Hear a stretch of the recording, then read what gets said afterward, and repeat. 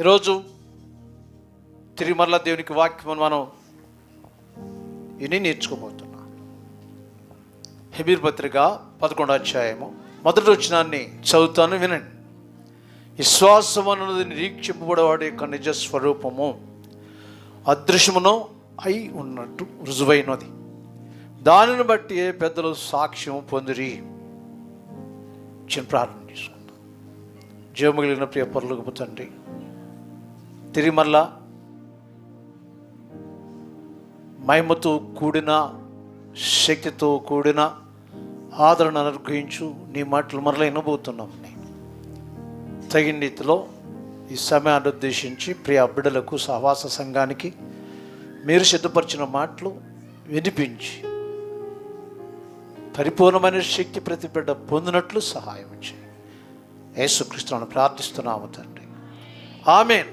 ప్రియ దేవుని బిడ్డలారా, చదువు వాక్య భాగంలో విశ్వాసము అనున్నది నిరీక్షింపబడు వాటి యొక్క నిజ స్వరూపం, అదృశ్యమైనవి ఉన్నవనుటకు రుజువైనది. అదృశ్యం అంటే లేనివి అని అర్థం, లేనివి ఉన్నవనుటకు రుజువైనది అని అర్థం. దేవుని స్తోత్రం కలుగునుగా. అలాగే మనిషి యొక్క జీవితంలో దేవుని దగ్గరకు వచ్చే ప్రతి వ్యక్తి యొక్క జీవితంలో ఉండవలసింది ఇదే అధ్యాయంలో 6వ వచనంలో వివరించాడు. విశ్వాసము లేకుండా దేవునికి ఇష్టుడయ్యుట అసాధ్యమో. దేవుని ఎదుకు వచ్చేవాడు ఆయన ఉన్నాడనియో, ఆయనను వెదకు వారికి ఫలము దయచేవాడని నమ్మాలి. చాలండి, గమనించండి. దేవుని దగ్గరికి వచ్చే ప్రతి మనిషికి ఉండవలసిన లక్షణం అన్నమాట.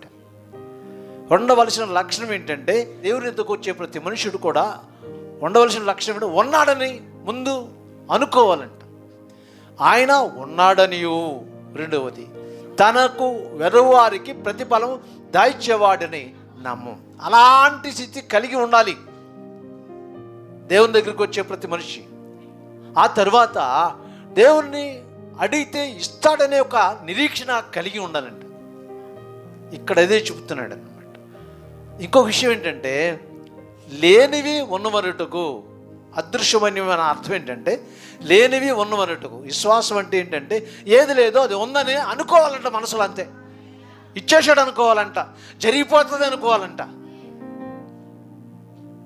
దేవుని దగ్గరికి వచ్చి అడిగే ప్రతి మనుషుడు కూడా ఏది కావాలని చెప్పి, అది లేదు కదా నీ జీవితంలో, మన జీవితంలో లేదు, ఆ లేనిది కావాలని చెప్పి కోరుకుంటున్నాం. ఆ కోరికనేటప్పుడు అది ఉంది అని చెప్పి అనుకోవాలంట, ఇచ్చేసాడు అనుకోవాలంట, ఖచ్చితంగా దొరుకుద్ది అనుకోవాలంటండి. విషయం అది. నేను వాక్యం చూపిస్తాను మీకు. మార్క్స్ వార్త 5వ అధ్యాయం 27వ వచనం ఒకసారి చూడండి. ఆమె యేసును గూర్చి విని, నేను ఆయన వస్త్రమును మాత్రమే ముట్టినా బాగుపడుతును అని అనుకొనెను. ఆమె యేసును గూర్చి విందంటే నిశ్చయించుకుంటుంది, ఆమెకేమీ లేదో అది వచ్చేస్తుంది అని చెప్పి నిరీక్షణ మనసులో పెంచుకుంటుంది అన్నమాట. ఇంచుమించుగా 12 సంవత్సరాలు రక్తస్రావ రోగి, ఎంతోమంది వైద్యుల చేత తిప్పలబడి వాక్యములో మరింత సంకటపడినో అన్నది వాక్యం. చాలా బాధపడిపోతుంది. వాక్య ప్రకారంగా ఆలోచిస్తే ఇక ఆమె జీవితంలో వైద్య స్థితి అంతరించిపోయిందన్నమాట. అంటే వైద్యం చేసినా తగ్గలేదు కనుక వైద్యులు ఇచ్చే మందుకు ఆ రోగం ఇక తగ్గదు, ఆ స్టేజ్కి వెళ్ళిపోయిందనమాట. అందుకని ఇంకేం చేయకుండా కూర్చుంది. అలాంటి దీనస్థితి 1 సంవత్సరం కాదు, 2 సంవత్సరాలు, 3 సంవత్సరాలు కాదు. ఎన్ని సంవత్సరాలు తెలుసా? 12 సంవత్సరములు రక్తస్రావ రోగి. కానీ ఆమె యొక్క జీవితంలో ఒక చక్కని సందేశం వినపడింది. అదేంటి అంటే యేసును గూర్చిన సందేశం. యేసు ప్రభు భూలోకంలోకి వచ్చి చాలామంది రోగులను బాగు చేస్తూ ఉన్నాడని ఆ యొక్క మాట ఆమె వినపడింది అన్నమాట. ఈ మాట విన్న తర్వాత వస్తే బాగుండు, ఈ ప్రాంతం వస్తే బాగుండు అనే ఒక ఆలోచన కలిగి ఉందన్నమాట. మొత్తానికి ఆయన వచ్చాడు, ఈ గ్రామం, ఈ ప్రాంతం వచ్చేస్తున్నాడు. ఎందుకంటే మరి ఒక వ్యక్తి తన యొక్క కుమార్తెకు స్వస్థత కావాలని చెప్పి కోరుకుంటూ ఆ మాట అంగీకరించి ఆయన వచ్చేస్తున్నాడు అన్న సంగతి ఏమైనా కనపడిందంట. అప్పుడు ఆ ఇన్న మాటను బట్టి ఏమనుకుంటూ తెలుసా, ఆమె యేసును కూర్చి విని ఆ మనసులో అనుకుంటుందన్నమాట, ఏం లేదు, ఆమెకి ఆరోగ్యం లేదు, కానీ మనసులో ఏమనుకుంటుంది, నేను వెళ్ళి ఆయన వస్త్రపక్షంగం మాత్రం ముడితే నా ఆరోగ్యం నాకు వచ్చేసింది అనుకున్నాను. లేనివి ఉన్నమన్నట్టుకు రుజువై ఉన్నది, అదృశ్యమైనవి అనగా లేనిది అని అర్థం. అదృశ్యమైంది అంటే లేదో ఆమె జీవితంలో, ఏమి లేదంటే స్వస్థత లేదు, ఏమి లేదంటే ఆరోగ్యం లేదు, ఏమి లేదంటే ఆమె జీవితంలో బలహీనతతో కృంగిపోయిన స్థితి ఆమెది. ఆమె యొక్క జీవితంలో వాక్య ప్రకారం సంకటపడింది, బాధ ఎక్కువైంది, బాధపడుతూ ఉంది.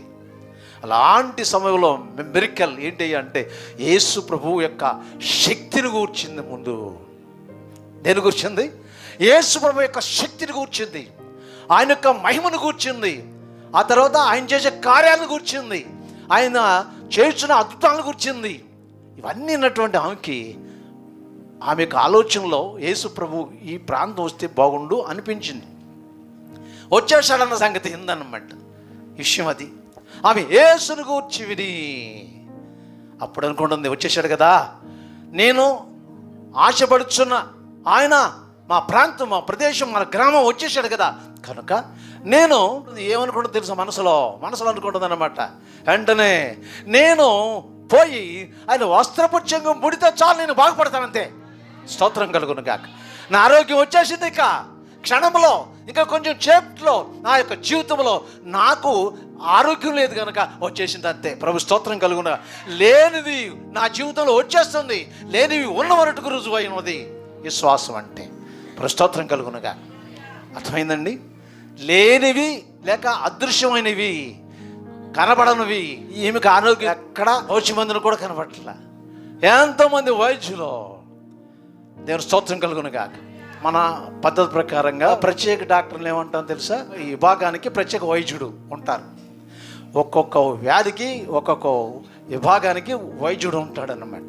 ఈ వ్యాధి విషయంలో కూడా వైద్యులకి ఆమె వెళ్ళింది, కానీ ఆ వైద్యుల వల్ల రోగం నయం వల్ల సంకట పడి బాధపడి నిస్సహాయ స్థితి దిగజారిపోయి ఒక విషయం ఏంటంటే కొన్ని రోజులు చచ్చిపోతానని ఆ యొక్క అనుభూతికి వచ్చేసింది అనమాట. నేను స్తోత్రం కలుగునగా. వాస్తవం అంతే కదండి, వాస్తవం అంతే. ఆమె జీవితంలో ఎదురు చూసేది ఏంటి అంటే మరణమే. అలాంటి సమయంలో ఆమె యొక్క జీవితంలో ఒక మెరికల్ ఏంటంటే యేసు ప్రభు మహిమార్థముగా ఈ లోకానికి వచ్చాడన్న సంగతి వింది, స్వస్థపరచు కార్యము ఆయనలో ఉందన్న సంగతి వింది. కానీ విశ్వాసములో వ్యత్యాసం చూపించింది ఆమె.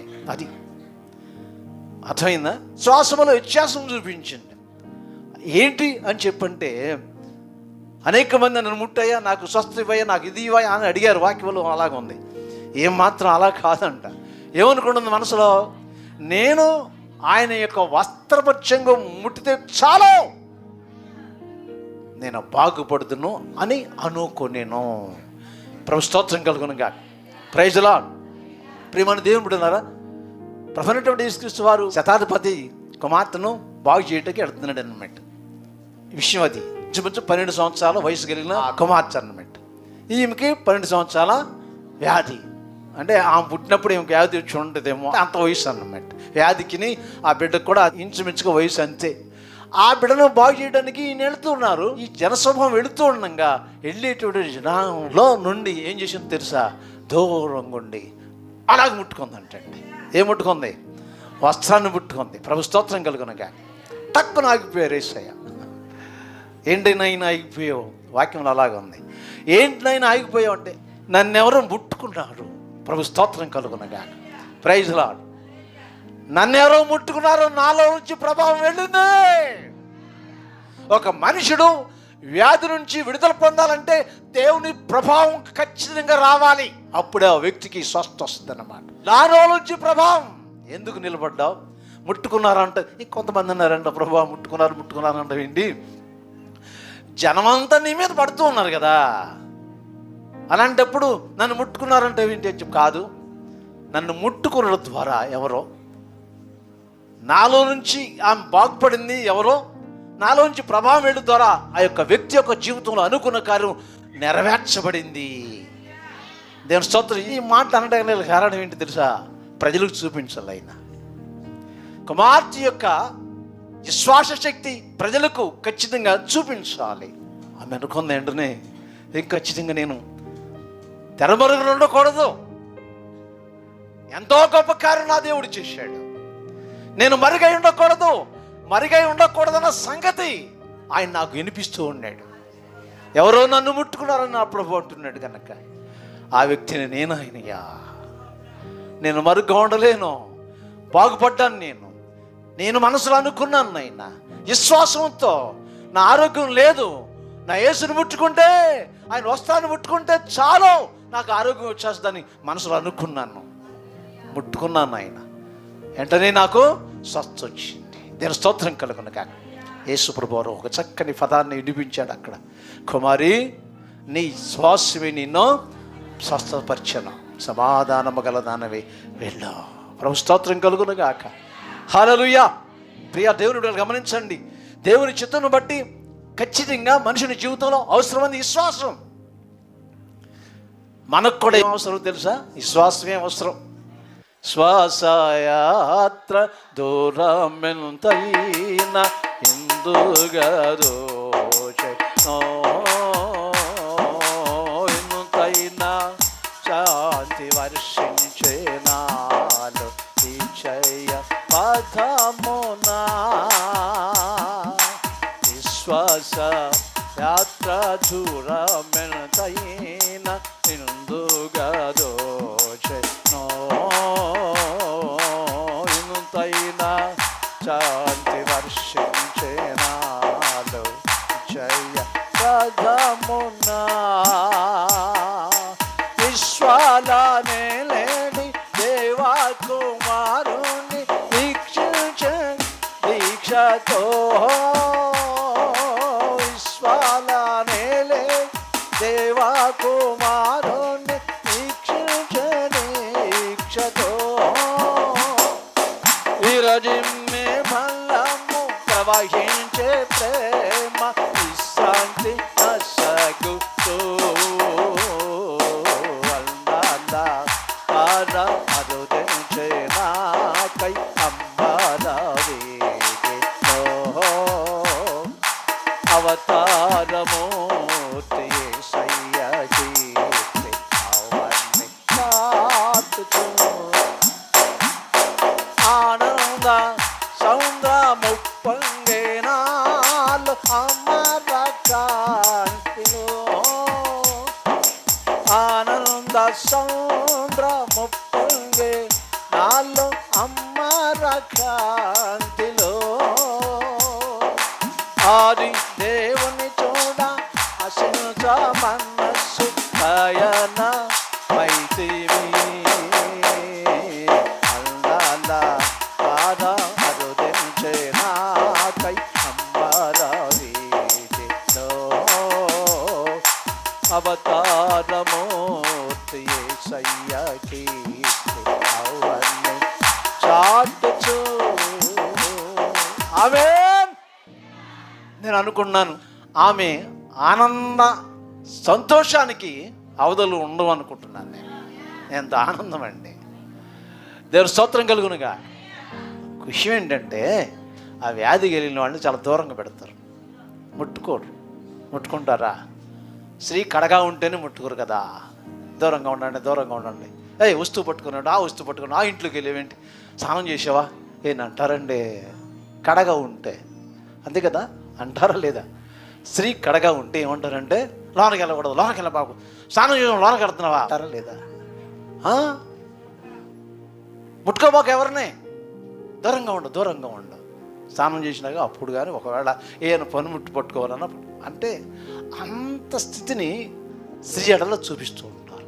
మరి ఏమికి ఎన్నాళ్ళు ఆ స్థితి కలిగి ఉంది అని చెప్పంటే 12 సంవత్సరాలు. ఈ 12 సంవత్సరాల్లో ఎంతమంది ఎన్ని అని ఉంటారో ఆలోచించండి ప్రియులారా. వాక్యంలో మరింత సంకటపడెనో అనే వాక్యం అంటే ఏంటి? బాధపడింది అన్నమాట. తన వ్యాధి బాధ కంటే ఇతరులు అన్న మాటల బాధ ఎక్కువైపోయింది తన జీవితంలో. అంతే కదండి, ఇతరులు అనుకొనుచున్న మాటలు తన జీవితంలో బాధ ఎక్కువైపోయింది అన్నమాట. దాన్ని సంకట అని అన్నారు. అలాంటి స్థితిలో ఆమెకి ఒక చక్కని మార్గం దేవుడు చూపించాడు అన్నమాట. దానికి అవసరమైంది విశ్వాసమే కదండి. ఆమె బాగుపడాలంటే ఆమెకి ఏం కావాలి? నీవు బాగుపడాలంటే నీకు విశ్వాసం కావాల్సిందే. నీ గృహం, నీ కుటుంబం దీవించబడాలంటే విశ్వాసం కావాల్సిందే. దేవుని విశ్వాసములో ముందుకు సాగుతూ ఉండాలి. ప్రభు స్తోత్రం కలుగును గాక. విశ్వాస నిరీక్షణ కలిగి ఉండాలి. విశ్వాస నిరీక్షణ కలిగి ఉండాలి. మనం ఒక పాట పాడతాం. దేవుని యందు నిరీక్షణ ఉంచి ఆయనను స్తుతించున ప్రాణమా. దేవుని నిరీక్షణ ఉంచి ఆయనను స్తుతించున ప్రాణమా. ఏ అపాయము రాకుండా నిన్ను దివారాత్రులు కాపాడువాడు. ప్రతి క్షణం నీ పక్షముండు రక్షకుడు. ప్రతి క్షణం నీ పక్షముండు రక్షకుడు. దేవుని నిరీక్షణ ఉంచి ఆయనను స్తుతించున ప్రాణమా. ఆమేన్. దేవుని నిరీక్షణ ఉంచి నడిస్తే ఏం చేస్తాడో తెలుసా? తప్పక నీకు సహాయము చేయువాడు. సదాదు కొన్నవాడు ఆయనే. నీకు చేయువాడు సదా అదు కొన్నవాడు ఆయనే. ఆదరము ఆదరణ ఆయనలో. ఆదరము ఆదరణ ఆయనలో. దేవుని నిరీక్షణ ఉంచి ఆయనలో స్తుతించున ప్రాణమా. ఆమేన్. హల్లెలూయా. ప్రియమైన దేవుని బిడ్డలారా, అదృశ్యమైనవి ఉన్నవరటుకు రుజువైనది అని చెప్పిన తర్వాత దానిని బట్టి పెద్దలు సాక్ష్యం పొందిరి అని ఉంది. అదే మాటలో దానిని బట్టి పెద్దలు సాక్ష్యం పొందిరి. దేవుని స్తోత్రం కలుగునుగా. Praise Lord. ఇక వాళ్ళందరి గురించి మనం చెప్పుకోవసరం లేదు, కానీ దేవుని చిత్తం బట్టి పెద్దలు అంటే చెప్పండి విశ్వాస వీరులు అన్నమాట. ఆ కింద ఉంది. అవన్నీ మనం చెప్పుకోవసరం లేదు, కానీ దేవుని బిడ్డగా నీవు నేను దేవుని దగ్గర నడిపింపడి విశ్వాసంలో ఎదుగుచూ ఉన్నాం. విశ్వాసంలో నడుస్తూ ఎదుగుచున్నా మనకు అవసరమైంది ఏంటయ్యా అంటే, ఒక్కటి ఖచ్చితంగా ఏది కావాలో అది దేవుడు ఇచ్చేస్తాడని నిరీక్షణ కలిగి ఉండాలి. అంతే. నువ్వు అనుకున్నది ఇచ్చేశాడు అనుకోవాలన్నమాట. స్తోత్రం కలుగును కాక. నేను రాత్రి చెప్పాను, మరలా చెప్తున్నా, జాగ్రత్త వినండి. స్వాత ప్రయాణంలో నాకు చిన్న చర్చ అక్కడ, అది కూడా రోడ్డు అమ్మట కదా. స్థలం ఇచ్చిన ఆయనకి ముందే చెప్పాను, దేవుడు నాకు స్థలం ఇస్తాడు, ఇక్కడ నుంచి నేను ఖాళీ చేస్తాను అని చెప్పి. స్తోత్రం కలుగునుగా. సభలు జరుగుతూ ఉండేవి, దైవజనులు వచ్చేవాడు. బ్రదర్, ఏ సాహసం లేవు కదా, ఏదైనా సాహసం ఉంటే స్థలం కొనిస్తారు అని చేత మరి ఎలా నీకు అని చెప్పండి. దేవుడు నాకు స్థలం ఇస్తాడు, నేను వెళ్ళిపోతాను అక్కడికి అని చెప్పాడు. ఎవరికి? పాస్టర్ గారికి చెప్పేవాడిని, దేవుడు నాకు ఎప్పటికైనా స్థలం ఇస్తాడు అని చేత అక్కడికి వెళ్ళిపోతాను, మందిని కట్టుకుంటానని చెప్పేవాడిని. స్తోత్రం చెప్పడం. ఒకసారి 6 సంవత్సరాలు దాటిన తర్వాత అమ్మ వచ్చింది, స్థలం ఇచ్చింది. దేవుని చిత్తం బట్టి ఆమె బలహీనత దేవుడు తీసేశాడు. ఆ తర్వాత అంటే దేనికోసం వచ్చిందో అది జరిగింది, స్వస్థ జరిగింది అనమాట. తర్వాత ప్రభు ఆమెతో మాట్లాడాడు. రోజులు నిలబడి మాట్లాడింది. ఏమని చెప్పంటే, నేను నా పొలంలో 10 సెంట్ల స్థలం మందిరానికి ఇవ్వబోతున్నాను. సంఘ పెద్దలందరూ మీ అందరు కలిసి రిజిస్ట్రేషన్ ఖర్చులు పోగు చేసుకోండి అని చెప్పాను. ఆశ్చర్యం కదండి. స్తోత్రం కలుగును గాక. ఆశ్చర్యం. నేను అనుకున్నాను ఏమని, దేవుడు నాకు స్థలం ఇస్తాడు, అక్కడికి మందిరం కట్టుకుంటానని. అంటే లేనిది ఉన్నట్టుకు రుజువు అయినది నా ఏడల జరిగించాడు. అలాగూ ఏది లేదో, స్థలం లేదు నాకు. స్వార్థ ప్రయాణములు ముందుగా 7 సంవత్సరాల వరకు స్థలం లేదండి. 7 సంవత్సరాలు అమ్మ వచ్చింది, మాట్లాడింది, స్థలం వచ్చింది. దేవుని స్తోత్రం కలుగునుగా. రిజిస్ట్రేషన్ సమయంలో కూడా ఇంకెవరు పేరు పెట్టొద్దు, అబ్బాయి సంస్థలో లేడు కనుక అయ్యగారి పేరే పెట్టమంది. ఇది నా పేరే ఉంది. ప్రభు స్తోత్రం కలుగునుగా. ఆయన పిల్లలు దేవుని సువార్త నా స్థలంలో జరగాలి, మంచి మందిరం కట్టబడాలి కోరుకుంది. అలాగే సాక్ష్యం చెప్పింది. ప్రభు స్తోత్రం కలుగునుగా. కానీ 2 సంవత్సరాలు పట్టిందండి. చిన్న సంఘం కదా మంది.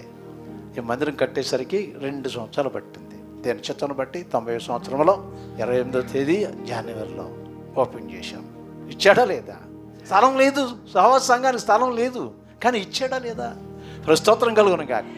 అది అనమాట. లేనివి ఉన్న వనుటకు రుజువై ఉన్నది. నిరీక్షణ కలిగి ఉండాలి, అంతే. స్తోత్రం కలుగునుగా. ఇస్తాడంతే. నీ విషయంలో కూడా ప్రతి ఒక్కరు కూడా ఏది కావాలని చెప్పి నువ్వు కోరుకుంటావో దేవుడు ఇస్తాడని నమ్మి నడుస్తూ ఉండు, అంతే. ప్రార్థన చేసుకుంటూ ఉండు. ప్రభు స్తోత్రం కలుగునుగా. ప్రార్థన చేసుకుంటూ ఉండు. ఆలోచించండి, నేను మోకరం ఎన్నిసార్లు ప్రార్థన చేసుకున్నానో మీకు అర్థమవుతుంది. దేనికోసం? నాకు అవసరమైంది ఏంటో తెలుసండి, స్థలం, మందిరం కోసం అండి. నా ఇంటి కోసం కాదు, దేవుని మందిరం కోసం. సభలు ఇక్కడికి వచ్చినా కూడా జరిగాయి. చిన్న ఇల్లు మంద కదా. సభలో వచ్చిన పాస్టర్ గారు బ్రదర్, మందిరం మాత్రం పెద్దది కట్టున్నావు కానీ ఏంటది అనేవాళ్ళు. ఏంటిది? దేవుని స్తోత్రం కలుగును గాక. నేనేమన్నాడు తెలుసా, అసలు ఆయనకే కావాల్సింది. నేను ఎక్కడైనా ఉంటా, గుడిసెలో ఉంటానయ్యా, నా దేవుని సువార్త కొరకు ఎక్కడైనా ఉంటానంతే. కానీ నా దేవుని సువార్త కొరకు మందిరం దేవుడు ఇచ్చాడు, చాలు. అది చాలు అనేది ఎప్పుడు ఇస్తాడో నాకు తెలియదు. ప్రభు స్తోత్రం కలుగును కాక. 10 సంవత్సరాలకి ఇచ్చాడండి ఆయన. ఎన్ని సంవత్సరాలు తెలుసా? 10 సంవత్సరాలకి 10వ సంవత్సరంలో ఇల్లు కట్టుకునే అవకాశం కలిగించాడు. మందిరం ఓపెన్ చేసిన తర్వాత 10 సంవత్సరాల స్వార్థ ప్రయాణం మనం ముందు సాగినప్పుడు ప్రభు స్తోత్రం కలుగును గాక. ఆయా స్థలాల్లో, ప్రదేశాలు, ప్రాంతములు దేవుని చిత్తాన్ని బట్టి మీరు కూడా నాతో కూడా కలిసి సంఘం, సహవాసం, బిడ్డలు ప్రభు స్తోత్రం కలుగును గాక. అలాగే శ్వాసశక్తులు కూడా ఇలాగే నడుస్తూ ఉంటున్నారు.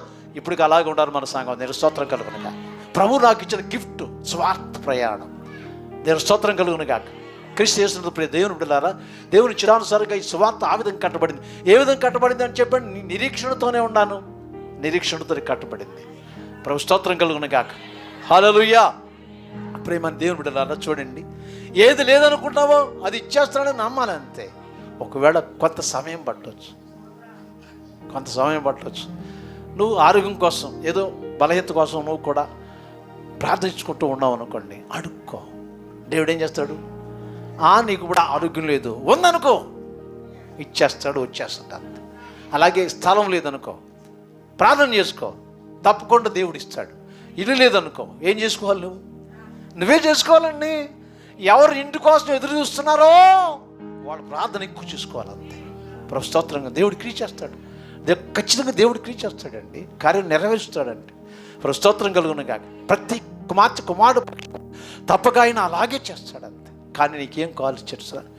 లేనిది ఉంది అని చెప్పి నువ్వు అనుకోవాలి. విశ్వాసంతో ఈరోజు మనకు దేవుడిచ్చిన వాగ్దానం, విశ్వాసమనున్నది నిరీక్షింపబడు వాటి యొక్క నిజ స్వరూపమును అదృశ్యమై ఉన్నది, వనుటకు రుజువై ఉన్నది. అది లేనిది ఉంది అనుకుని ముందుకు సాగినప్పుడు అది నిజం ఖచ్చితంగా వస్తుంది. ఆ కుమార్తె ఏమనుకొని తెలుసా? యేసు ఆ ప్రాంతకు రాగానే నేను వెళుతున్నా, ఇప్పుడే వెళ్ళి మనసులో అనుకుంటుంది, నేను వెళ్ళి ఆయన వస్త్రపు చెంగు మాత్రమే ముట్టినా నేను బాగుపడుతును అని అనుకో. నేను పడుతున్నాను ఉందా వాక్యంలో?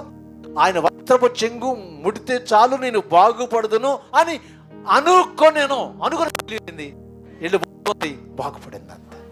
ఏది లేదని చెప్పి తను మనసులో అనుకుందో, దేవుడు ఇచ్చేస్తానని చెప్పి మనసులో అక్కడ నిర్ణయించుకుందో, అలాగే జరిగింది అంతే. ప్రతి మనిషి జీవితంలో కూడా దేవుడు అలాగే చేస్తాడు గొప్ప కార్యాలు. కనుక ఈరోజు నేర్చుకునే ఈ భాగాన్ని బట్టి నీ కుటుంబ అవసరం అలాగే ఏ అవసరం కలిగి ఉన్నావో అది దేవుడు ఇస్తాడు అని నిరీక్షణ కలిగి ఉండు. సహాయం దొరుకుద్ది మీకు. ప్రార్థన చేసుకుందాం. ప్రార్థన చేసుకున్న ప్రియ దేవుడులారా, ప్రేమ దేవుడులారా, ఈరోజు నేర్చుకున్న భాగంలో విశ్వాసం అనేది నిరీక్షింపడు వాటి యొక్క నిజ స్వరూపం. లేదైతే లేదో అది ఉందని నమ్మితే అలాగే జరుగుద్ది అనే మాట నువ్వు విన్నావు. ప్రార్థన చేసుకో. నీ అవసరత ఏదైందో ప్రభువుకు చెప్పుకో, సహాయం దొరుకుద్ది. చిన్న ప్రార్థన చేసుకున్నాం. జీవం కలిగిన ప్రియ పరలోకపు తండ్రి, ఈ రోజును మీరు ఇచ్చిన వాక్యాన్ని బట్టి మీకు వందనాలు చెల్లిస్తూ, ప్రభా మీ చిత్తానుసారంగా ప్రియబిడ్డలు ఏదైతే కోరుకుంటున్నారో ఆ కార్యం వారి జీవితంలో జరిగించి, వారు కూడా ఈ యొక్క వాక్యాన్ని బట్టి విశ్వాస నిరీక్షణ పెంచుకున్నారు. దానిని బట్టి గృహాల్లో, కుటుంబాల్లో నీ కార్యం నెరవేర్చండి. యేసుక్రీస్తును ప్రార్థించి వేడుకొనుచున్నాము తండ్రి.